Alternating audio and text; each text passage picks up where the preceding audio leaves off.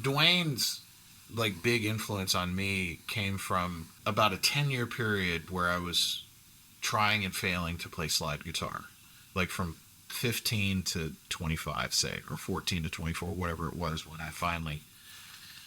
And I would, every year I'd get to this point where I was like, I wanted so desperately to play slide, and I would try, and it was so hard, and I would just go, ah, fuck this, you know. And finally, when I was 24, 25, I decided I'm not going to quit this time. I'm gonna dig in, and it's gonna be something. I'm gonna wrestle this to the ground one way or the other. And it was right around then that I really got obsessive about the Allman Brothers and Duane in particular. I'd had the records before then, but it was really like wanting to become a slide player that really did it. And then I was fascinated with his story. I remember the Skydog book had come out, Randy Poe's book had come out, and I devoured that and just read it over and over and over and over again. I probably read it 10 times, you know. Went down to Macon multiple times to, and this is before the big house was open as a museum. It's a little more together now, you know, as far as like if a fan wants to go find, you know, go to H&H and stuff, but it was still a little early. But I made several pilgrimages down there, went to Muscle Shoals several times. But that was not just Duane related to Muscle Shoals. It was everything Muscle Shoals. But I just really immersed myself in sort of his vibe, if you will. And that was very much what I used as the template to learn how to play slide. It's interesting because, you know, you have Earl Hooker, you know, and Robert Nighthawk. Robert Nighthawk's probably the earliest because you're talking about the 40s, playing sort of standard tuning, chromatic, like not just like Elmore James or something that was connected to Sun House, or an open tuning, which is more simplistic, which is easier to sort of wrap your head around. So you had those two, and then obviously you have Jesse Ed Davis, who was Duane's, you know, big inspiration. But Duane somehow was able to take that kind of... So I don't look at Duane as like the originator, but he was the one that took it and like made it famous, you know? Sort of like Elvis with, you know, taking all this stuff that did exist, but just making it so that kids watching the Milton Berle show, you know, had access to it. And that's what Duane did. You know, he took that and he blew it up for millions and millions of people to access. And like Hendrix, you know, or Clarence White, or, you know, any number of guys that were struck in their early years, it's astounding to me what he accomplished before he was 24 years old. I mean, it's crazy. I mean, like, a successful session career in Muscle Shoals, playing on... I mean, that would be enough for me. Like, if I could go back and play on Joe Tex and Wilson Pickett records and stuff, I mean, like, that would be enough for a book to be written about him. But then he founds this unbelievably unique band that then inspires all this, you know, all these other bands. I was going to say Southern rock, and I just said it, but I mean, you know, I understand why they didn't like that term, but it's like, but then there's all these bands in their wake, and it's like, and I mean, that's amazing that what he was able to, I mean, he was truly touched by, you know, whatever you want to call it, God, Great White Buffalo, the universe, whatever, you know, like, he was a special guy. How did he accumulate that many hours on the instrument to get that good? Right.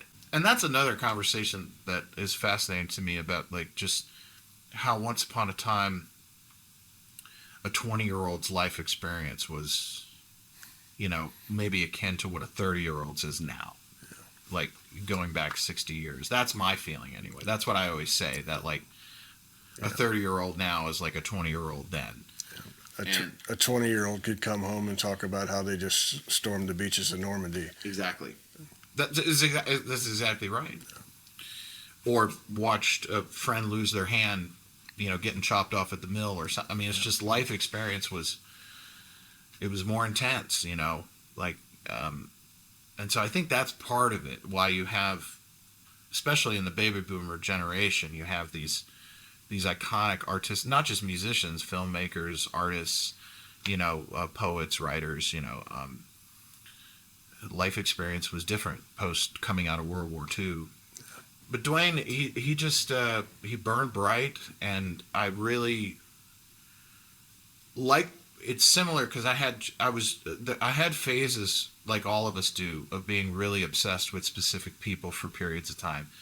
I had a really intense one about Michael Bloomfield, had a really intense one about Duane, both very similar, where I identified with them in different ways.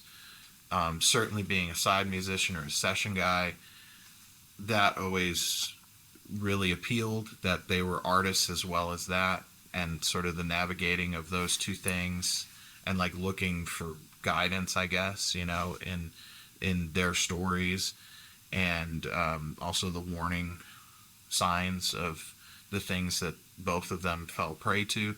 I do look at those two guys as sort of like almost equals in my mind from that generation of musicians. But Duane, the fact that he died having not even seen the fruits of his labor, because Fillmore East Camp comes out and it's really igniting. But if you go back and look at their touring database or whatever, they're still playing, to hundreds of people, if that. In gymnasiums. Exactly. Like one of the last shows Duane ever played with the Allman Brothers was in Atlantic City on the boardwalk to like dozens of people. Like it was just a gig, that they were booked to do. And it's the true kind of kaboom, like it comes right after Duane's dead, and it's just that he built that thing, saw it to fruition, kicked them all into gear, and was this driving force. And then he's gone. It's poetic. It makes him a legend by default, because that's a Greek tragedy in real life. I was never as fascinated with everything that followed. It was Duane that was my hook. As much as I love Greg singing, and as much as I love Dickie Betts, and Duane was, he was as Luther would say, he's an alpha and omega. You got to play some of his instruments, didn't you? Yeah. When the Allman Brothers were calling it quits and doing their final shows, my buddy Ronnie, who's a big guitar collector, and is friends with all them, flew me up to go to one of those shows with a group of people, and the bursts were there for those shows, as well as the Gold Top, which I'll talk about in a minute. But we were able to go to Twigs, the famous roadie who passed away in the 70s, who was there from day one with Duane. Twigs was Phil Walden's like second in command in Macon, and Twigs that's a whole nother story, Twigs killed a guy, it was a heavy duty thing. But anyway, his little brother Scoots was there, and Scoots has been a wonderful friend to me, has saved my ass when I'm in Georgia. There was a time in Atlanta where every amp I had with me blew up, and Scoots was right there to the rescue, like an old school. And I felt so honored that like Scoots was like, "What do you need?" And came to the rescue. So anyway, the bursts were in Scoots' possession, and so that's the first time I met Scoots, and got to mess around with them. It was amazing because one is the burst from Live at Fillmore, and then the other one, the Dark Burst, is the one that he got just a few months before he died, but is like the more He was photographed with it more. He used it on the tracks on Eat a Peach, from what I understand. And that is a hellacious instrument, let me tell you. So if Duane wasn't attached to it, you still think this is amazing? That one in particular, yes, I think. But again, it's completely subjective. Instruments, just when I think I can pick something up for someone else, I'm shown how wrong I am every time. Because it's completely subjective. Just like people saying, I think you might like this, and I have the ones that who knows? But the Gold Top in particular, going back to Don Kelly days, this guy, I met people every night there. And so this one time, this guy, his name's Scott Lamar, and he comes up and he gives me his card at Roberts and shakes my hand. And I went, wait a minute, I know who you are, because I just read in Vintage Guitar Magazine about the Gold Top being owned by this guy, Scott Lamar. And I went, are you that? And he's like, I am. And I went, we need to be friends for obvious reasons. So he arranged then, the very first time I ever played Macon, ever, he let me borrow it for that show at this crappy bar, that no one came to. And it was hilarious, And I think the guys from the Big House, I know, they were like, what is going on? Why are you, But I had a great time with it. It was awesome. And then it ended up being cared for by this lovely gentleman, Richard Brent, who is now, all these years later, the guy who runs the Big House Museum and is the perfect curator for all of it. He lives, breathes, eats, and sleeps it, and is one of the sweetest, kindest men I've ever known in my life. There was a time where we were super close, and his wife Megan is amazing. She's a great cook. She has this wonderful restaurant there that's amazing called The Perfect Pair, just south of Macon. And so I've had the opportunity to play it a lot. And there was a time where the band Simo that I was in with Alad and Adam, we made a record at the Big House, and I ended up using it for that whole session, because why not, right? To answer your question, going back when I was talking about the Dark Burst, they're all great instruments.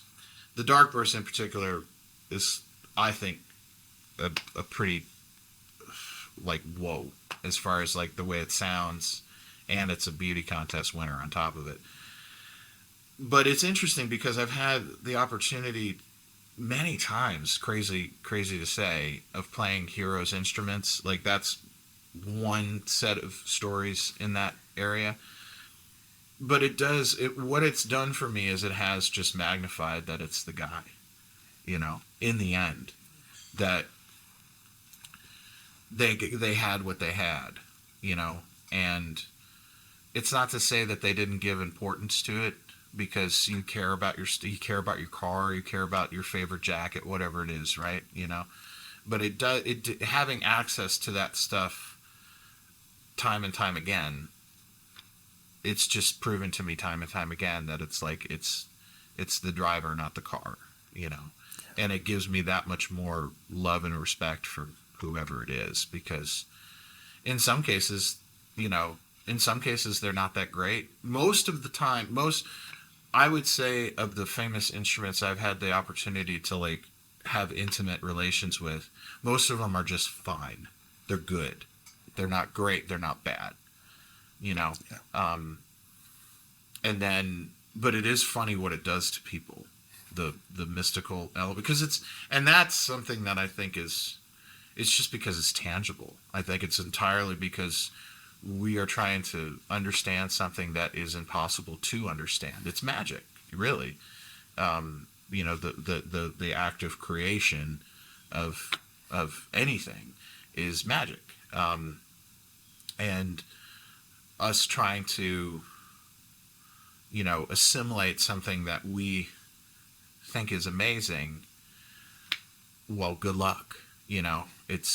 It's not up to you really in the end. It's if it's going to channel through you, it'll channel through you, whether you're had a good night's sleep, whether whether your guitar got broken, whether you're, it's going to happen with or without any of it, because like I'm sure you can relate, like the amount of amazing musical experiences that I've had in my life that happened in spite of atrocious conditions. Yeah. Just leave me befuddled, whereas the amount of mediocre or completely like, well, that was a shit performance, where I stayed in the nice hotel, got the great night's sleep, had the steak and eggs for breakfast, somebody loaded my gear in, I had exactly the equipment I wanted, and then it's just, so I mean, it just goes to show that we're not in control. The control is an illusion. So yeah, it just makes me, it's made me value the artistic intent of people and not have as much of that sort of reverence for things, which I think is healthy.